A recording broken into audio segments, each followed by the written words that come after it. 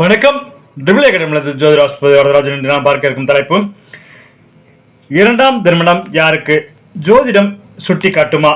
இதுதான் அன்றைக்கி தலைப்பு. நம்ம சேனலில் சப்ஸ்கிரைப் பண்ணாதுங்க, சப்ஸ்கிரைப் பண்ணிங்க. அப்போ தான் பதிவெல்லாம் வரிசையாக வரும். பார்த்து பயனெல்லாம் ஜோதிடத்தை எளிமையாக படிக்க ஆரம்பிக்கிறவங்க 9788250439 இந்த நம்பருக்கு கால் பண்ணுங்கள். 1 இயர் டிப்ளமா இன் அஸ்ட்ராலஜி, அதோட சேர்ந்து 1 year diploma in acupuncture course நடக்குது. ஆரம்பவர்கள் அனைவரும் படித்த பயனெல்லாம் இப்போ வாங்க தலைப்புகளை போகலாம். இரண்டாம் திருமணம் யாருக்கு, இதை ஜோதிடம் சுட்டி காட்டுமா? திருமணம் என்பது ஆயிரங்காலத்து பயிர். திருமணம் சொர்க்கத்தில் நிச்சயிக்கப்படுகிறது என்றெல்லாம் பேசப்படுகிறது சொல் வழக்கில். திருமணம் பொருத்தம் பார்த்து நாள் பார்த்து திருமணம் செய்தவர்களில் பலர் திருமண பந்தத்தில் இருந்து விலகவோ விவாகரத்து செய்யவோ முற்படுகின்றனர். இது ஒரு புறம் இருக்க, சிலர் தமக்கு தாமே பிடித்த வரனை தாமாகவோ அல்லது பெற்றோரின் அனுமதியுடனோ திருமணம் செய்த பின்னரும் விவாகரத்தோ ஆசைப்படுகின்றனர், தள்ளப்படுகின்றனர் என்ற முகநூல் வாயிலாக பேசி பழகி விரைவில் வாழ்க்கை கசந்து போய் பெற்றோரின் அரவணைப்பையும் இழந்து ஏதோ நடைப்பிணமாக வாழ்பவர்களையும் காணத்தான் முடிகிறது.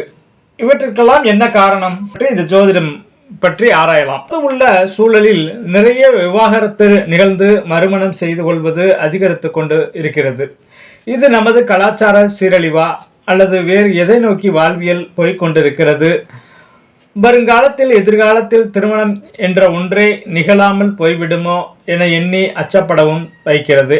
இரண்டாம் திருமணத்திற்கான சில காரணங்களை பார்த்தோமேயானால், கணவன் அல்லது மனைவி உடல்நிலை சரியில்லாத போது, கணவன் மனைவி விபத்து போன்ற காரணங்களால் இறந்து விடுவது, தாம்பத்திய சுகம் ஏற்றதாக இல்லாமல் இருப்பதாக நினைப்பது, குழந்தை பாக்கியம் அற்றுப்போதல், ஆண் வாரிசு இல்லாதது, நடத்தையில் மேல் ஏதேனும் ஒரு காரணம் சொல்லி குற்றம் சாட்டுவது, தான் விரும்பிய பொருள் கிடைக்காததால் நாத்தனார் மாமியார் தொல்லை, ஏமாற்றி வஞ்சிக்கப்படுதல், கணவன் மனைவி வளர்ச்சியில் பொறாமைப்படுதல், இப்படி பல காரணங்களை சொல்லிக்கொண்டே போகலாம். இவை அனைத்திற்கும் திருமணம் ஆவதற்கு முன்பே ஜோதிட ரீதியாக ஒரு ஆணை பற்றியோ அல்லது ஒரு பெண்ணை பற்றியோ நாம் அறிந்து கொள்ள முடியும் என்றால் அது ஆச்சரியம்தான்.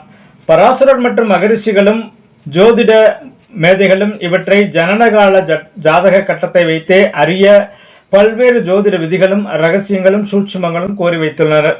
சந்திரன் உடலை குறிக்கும் உடல்காரகன், சுக்கிரன் உடல் உறவு சுகம், விந்து, சுரோனிதம், கருமுட்டை ஆகியவற்றை குறிக்கும் இன்பகாரகர், செவ்வாய் குணக்கேட்டை உருவாக்கும் கிரகம். ஒருவரின் ஜாதகத்தில் இவர்கள் மூவரும் தொடர்புகள் பெரும்பாலும் உடலுறவு தவறுகளை நிகழச் செய்கிறது என்பது நடைமுறை உண்மையாக இருக்கிறது. அத்துடன் 2, 3, 7, 11, 12 இடங்களின் தொடர்புகளும் இதனை குறிக்கிறது. குருவின் பார்வை மட்டுமேதான் இதனை கட்டுப்படுத்த முடியும். ஒருவரின் ஜாதகத்தை பார்த்தவுடனே அவர்கள் தவறு செய்யக்கூடியவர்கள் என்று தெரிந்தாலும் அதை சட்டென்று சொல்லிவிட முடியாது. இது ஜோதிட சாஸ்திரத்தில் ஜாரயோகம் என்று குறிப்பிடுகின்றனர். இந்த யோகங்களை ஆண் பெண் இருபாலரும் தன் கணவன் மனைவி அல்லது வேறு ஆண் அல்லது பெண் தொடர்பு பெற்று இருப்பார்கள் என்பதனை திருமண பொருத்தம் பார்க்கும் போதே அறிந்து விடலாம். அதுவே ஒருவரின் இரண்டாம் திருமணத்திற்கு செல்லாமல் தடுத்துவிடும். 10ஆம் இடத்தில் அதன் அதிபதியும் 2 மற்றும் 7ஆம் இட அதிபதிகளும் அல்லது 10ஆம் இடத்தில் அதன் அதிபதியுடன் சேர்ந்து இருந்தாலும் மேற்கண்ட நிலையில் சுக்கிரன் இணைந்தோ பார்த்தோ அல்லது 7இல் இருந்தாலும் இந்த சாரயோகம் ஏற்படும். ஒருவருக்கு சட்டப்பூர்வமான வாழ்க்கை துணை, அதாவது ஆணோ பெண்ணோ இல்லாமல் வேறு ஒருவருடன் திருமணத்திற்கு ஒப்பான தாம்பத்திய உறவு ஏற்படுகிறது என்றால் அவருடைய ஜாதகத்தில் 11ஆம் இடம் சுபமாக இருக்கக்கூடாது, 11ஆம் இடத்தில் கலத்திரகாரகன் இருக்கக்கூடாது. 11ஆம் இடம் கெடாமல் இருந்தால் ஒருவருக்கு திருமணத்திற்கு இணையான தகாத தாம்பத்திய உறவு வேறு ஒரு ஆணுடன் அல்லது பெண்ணுடன் ஏற்படலாம். திருமண பொருத்தம் பார்க்கும் போதே இதனை அறிந்துவிடலாம். அதுவே ஒருவரின் இரண்டாம் திருமணத்திற்கு செல்லாமல் தடுத்தும் விடும். இரண்டாம் திருமணம் அமைய செய்ய கிரக அமைப்புகள் எப்படி என்று பார்த்தால், 2ஆம் அதிபதி 8இல் இருந்தாலும், பாவகிரகம் 7இல் பாவிகள் இருந்தாலும், 7இல் செவ்வாய் 12இல் இருந்தாலும் இரண்டாம் திருமணம் வாய்ப்புண்டு. 7ஆம் அதிபதியும் 11ஆம் அதிபதியும் இணைந்திருந்தாலும் அல்லது ஒருவரை ஒருவர் பார்த்து கொண்டாலும் மறுமணம் ஏற்பட வாய்ப்பு உண்டு.